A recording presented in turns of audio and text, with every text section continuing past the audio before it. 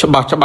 សមាជិកសភាមកពីគណៈបកភឿថៃបានព្រមមានរដ្ឋាភិបាលថៃឲ្យបញ្ឈប់សង្គ្រាមជាមួយកម្ពុជាជាបន្ទាន់ដោយទទួលស្គាល់ថាប្រទេសថៃបានចាញ់សង្គ្រាមផ្នែកសេដ្ឋកិច្ចរួចទៅហើយผมเตือนนะ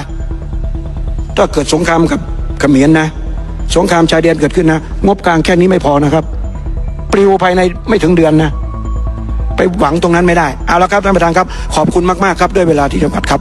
យានដ្ឋានរដ្ឋាភិបាលមានទទួលជួសជុលរថយន្តគ្រប់ប្រភេទជួសជុលធ្វើជើងគ្រឿងក្រោមម៉ាស៊ីនត្រជាក់ប្រព័ន្ធភ្លើងឆែកដោយកុំព្យូទ័រសារស៊ីម៉ាំងរថយន្តនិងតោនបាញ់ថ្នាំអាស័យដ្ឋាននៅភូមិអណ្ដូងច្រកភូមិអំពិលស្រុកកំពង់សៀមខេត្តកំពង់ចាម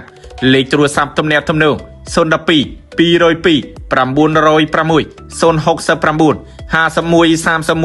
92 097 92 04 242